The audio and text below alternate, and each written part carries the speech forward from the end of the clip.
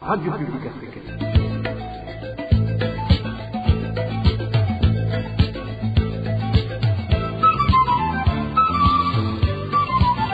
Radio Publique Africaine.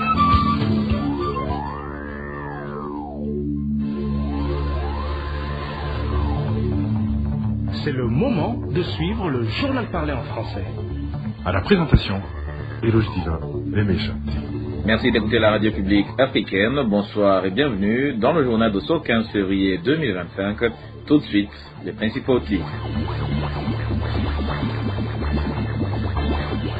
Les habitants de différents quartiers de la zone Ngagara, située en mairie de Bujumbura, qui se sont entretenus avec la RPA, révèlent qu'ils se sont réveillés ce samedi matin avec un sentiment de peur à cause des chansons comportant des mots de haine chantées par des Imbonerakure qui faisaient du sport. Vous aurez des détails dans ce journal.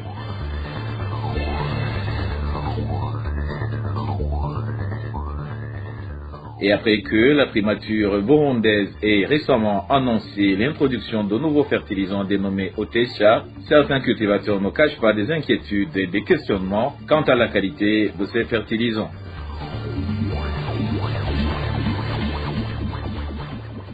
Et enfin, dans ce journal, nous allons faire un petit saut en République démocratique du Congo, plus précisément au camp des réfugiés de Lusenda, où des réfugiés burundais qui y vivent révèlent que l'insécurité qui prévaut au sud de Kivu a déjà occasionné des conséquences sur leur vie du fait que la majorité des organisations humanitaires continuent de fuir. Voilà pour les titres, le développement, c'est dans un instant.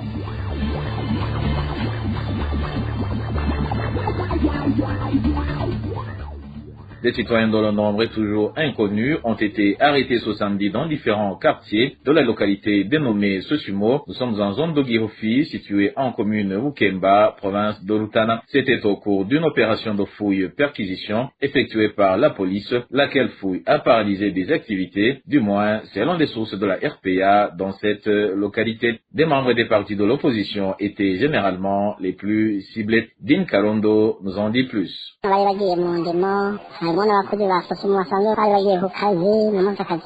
Ces chroniques dont parle cet habitant de la cité de la Sosomo, zone Gihofi, en commune Bukemba, province de Rutana, sont dues au fait qu'ils se sont vus envahis par la police ce samedi matin dans le but d'opérer une fouille et perquisition. Toutefois, selon nos sources, il a été remarqué que certains éléments étaient ciblés par cette fouille. Des gens dont on ignore le nombre en possession de menaces dans leur maison ont été conduits au cachot de la police de la zone Gihofi. Il y a des numéros de maisons qui avaient été repérés appartenant aux gens non militants du parti au pouvoir, surtout les membres de l'IPRONA et ceux du CNL. Et pour les fouiller, ils y mettaient un effort particulier. Les gens qui avaient de la menace dans leur maison ont été conduits à la police. Ce qui a inquiété la population, c'est que même après la fouille, des gens n'étaient pas autorisés d'aller vaquer à leurs activités pour chercher de quoi vivre leur famille. Ce qui est attristant, c'est vrai qu'ils ont fouillé, mais même si on était quitte, ils nous ont mis de côté une façon de nous déstabiliser. C'est comme si nous étions dans un cachot. Comme nous avons des familles ici, nous ne sommes pas contre la fouille, mais il faut qu'elle soit effectuée de sorte que d'autres activités continuent. Si par exemple, ils ont terminé de me fouiller, il faut me laisser passer et aller poursuivre d'autres travaux.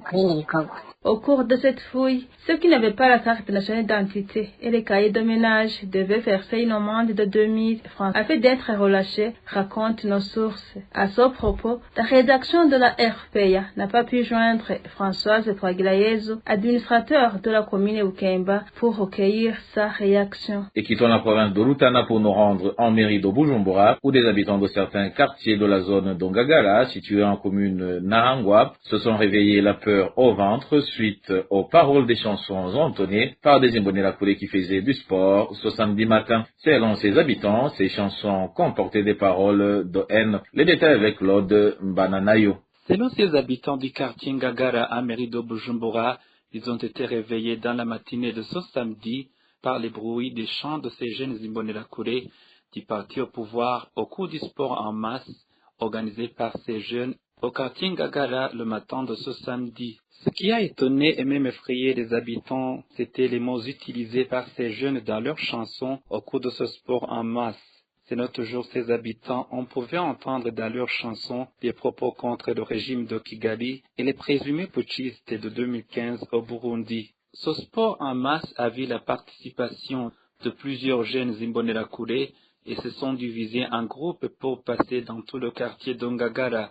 Ces habitants demandent aux autorités actuelles d'intervenir pour interrompre le comportement de ces jeunes Imbonerakure.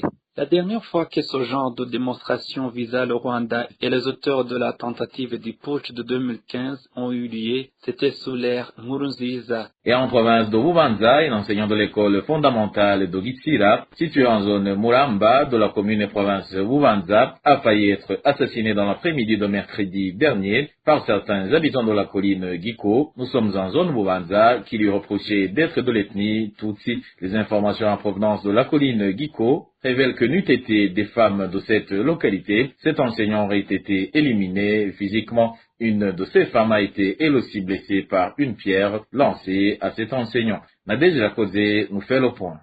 Boniface Ndaishimiye est un enseignant à l'école fondamentale Gatsira, localisée dans la zone Muramba. Mercredi de la semaine en cours, quand il rentrait du travail vers le chef-lieu de la commune Bubanza où il vit, il a été arrêté par deux hommes au niveau de la colline Giko de la zone Bubanza. C'était vers 14h30. Enragés, ces derniers l'ont empêché de continuer sa route. Notre source témoigne. Tout à coup, ils lui ont arrêté en lui demandant « Toi le Tutsi, d'où viens-tu » et ont continué de lui empêcher de partir. Les femmes qui étaient à quelques mètres d'eux ont intervenu en leur disant qu'ils feront face au malheur si jamais ils touchaient à cet enseignant. À cet instant, d'autres personnes sont venues pour voir ce qui était en train de se passer. Deux blocs se sont donc formés, dont ceux qui voulaient que cet enseignant soit tué et d'autres qui s'y opposaient et qui demandaient pourquoi on voulait l'assassiner. Au moment où ces gens étaient en train de se chamailler pour décider de son sort, cet enseignant a pu quitter cet endroit, mais arrivé à quelques mètres, il a rencontré le chef de la colline du Nodogasereka qui semblait être au courant de ce qui vient de se passer et il a obligé d'y retourner avec lui pour lui montrer ses agresseurs. Et quand ils sont arrivés à l'endroit où se trouvaient ces deux hommes, ces derniers étaient devenus comme des fous. Ils ont commencé à lui lancer des pierres. Certaines personnes dans la foule avaient déjà des machettes.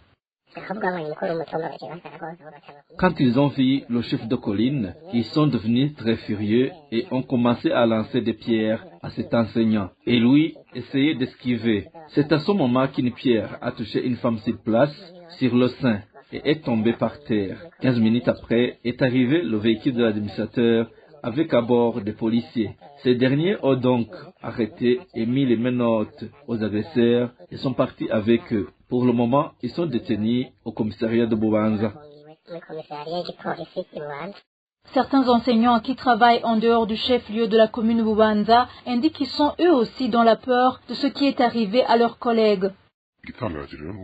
Ce qui est étonnant, c'est comment ces gens étaient animés par la haine ethnique. Une chose prise jusqu'ici comme dit passé, en lui empêchant de rentrer, lui reprochant d'être d'ethnie Tutsi. Nous dénonçons donc cet incident basé sur l'ethnie, car nous savons jusqu'où ça nous a menés en temps de guerre. Nous demandons à l'administration de nous tranquilliser et que ces gens soient sévèrement punis. La rédaction de la RPA a contacté Olive Nyonguru, administratrice de la commune Bubanza, pour lui demander de ce qu'elle a fait pour tranquilliser la population, mais elle nous a répondu qu'elle n'était pas au courant de cet incident, mais qu'elle va enquêter puis revenir vers nous. Quant à l'officier de police judiciaire, Ernest alias Gassongo, qui est en charge du dossier de ces deux agresseurs, il nous a répondu qu'il va les interroger ce lundi et que des mesures pour protéger la victime ont été déjà prises. Les défenseurs des droits humains, les médias et les organisations de défense des droits humains retrouveront leur position d'antan que si les Burundais exigent au gouvernement en place d'appliquer les lois et les mécanismes appropriés. C'est du moins ce qui a été déclaré ce vendredi par la coalition burundaise des défenseurs des droits de l'homme, CBDDH en sigle, à l'occasion de la présentation du bilan des 10 dernières années revenant sur des activités de cette coalition. Pour Eulalie Nividzi, directrice exécutive de la CBDDH, des lois bien élaborées sont le seul moyen d'éclairer le gouvernement pour lui permettre d'asseoir un système de bonne gouvernance. On l'écoute. Si nous observons l'environnement dans lequel se trouve le Burundi, il est sous pression au niveau économique, au niveau politique, au niveau social. Tous les secteurs subissent une pression sans fin, un appauvrissement au niveau de l'économie, rien ne va, au niveau des fonctionnaires, rien ne va. Je crois qu'il est temps que le gouvernement du Burundi se ressaisisse. Et la recommandation, c'est de recourir à un mécanisme de dialogue.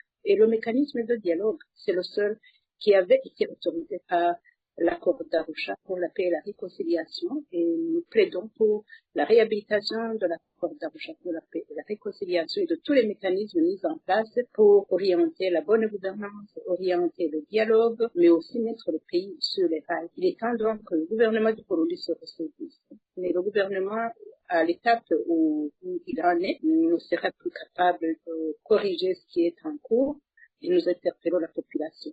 La population, à commencer par les membres du parti au pouvoir, de constater que le Burundi est maintenant à l'étroit. Le système qu'il a tissé, le système de répression qu'il a tissé, s'est tourné contre ceux qui l'ont construit, et il faut que la population remette de l'ordre.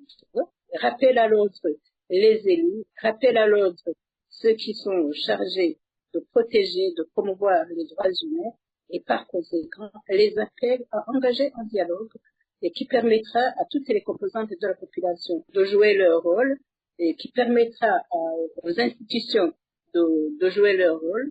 Et c'est ça la recommandation, de revenir sur les principes de bonne gouvernance, revenir sur les principes de dialogue et par conséquent laisser les organisations de la société civile jouer leur rôle. Et l'Assemblée nationale du Burundi a approuvé ce jeudi 13 février 2025 d'un nom de nouveau commissaire de la Commission nationale Vérité et Réconciliation sévère, Monseigneur Aimé Joseph Kimalalungu, issu de l'église anglicane, un Tutsi natif de la province de Gitega, et Vianney Ndikumana, un Hutu natif de la province de Kayanza, ont été choisis parmi 6 candidats qui avaient été sélectionnés. Ces 2 commissaires viennent en remplacement de révérend pasteur Clément Noé Ninziza, un Tutsi qui était vice-président de la CVR, ainsi qu'Aloïse Vatungwanayo, un Hutu membre de la dite commission. Selon les informations en possession de la radio publique africaine, ces 2 derniers commissaires ont été contraints à la démission avant l'expiration de leur mandat sur exigence du président de l'Assemblée nationale Daniel Gelaz Ndavilave et le président de la Commission Vérité et Réconciliation en la personne de Pierre Claver Ndaïtialié, dont certaines sources révèlent qu'ils accusent les 2 commissaires d'être de mèche avec certains pays étrangers.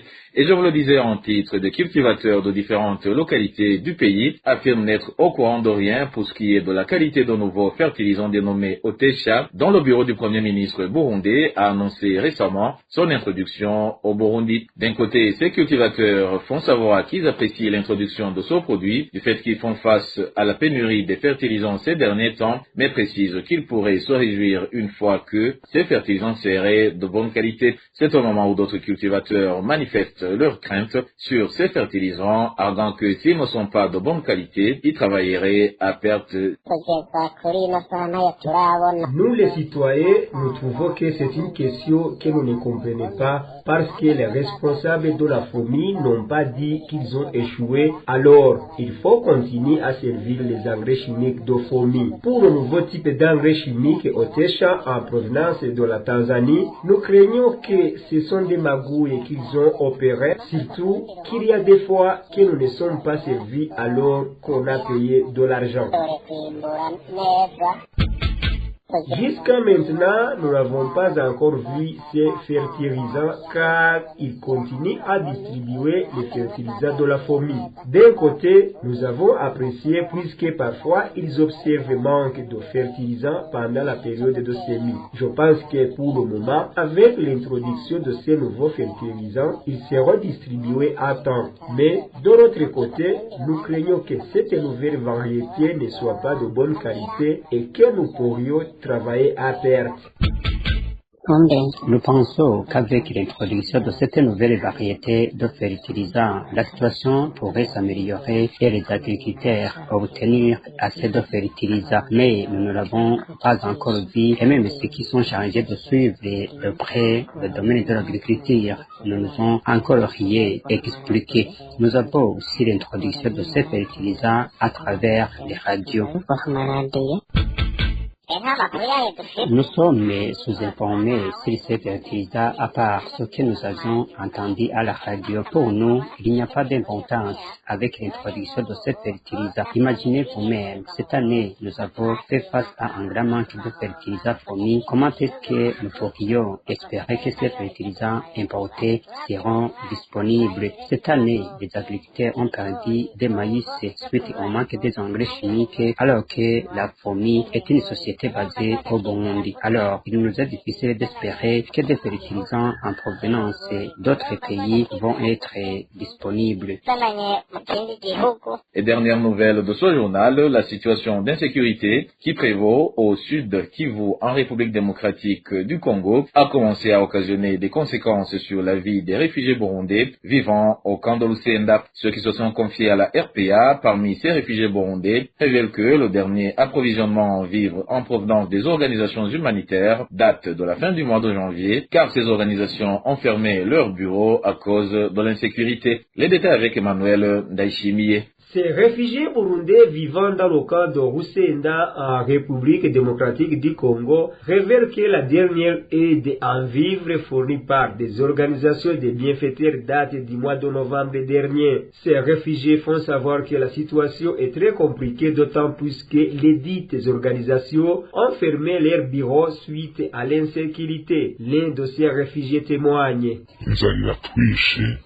La faim nous menace beaucoup car nous avions obtenu les derniers vivres au mois de novembre. Nous ne savons plus à quel fin se vouer car même les organisations des bienfaiteurs ont fermé leurs bureaux des suites de l'insécurité. Les agents du Comité national pour les réfugiés ne viennent plus nous visiter comme avant. Les agents du HCR à qui on confiait également nos problèmes ont pris fuite et aussi le PAM qui avait ses bureaux à Goma et Bukavu est actuellement fermé car ses employés ont également fui.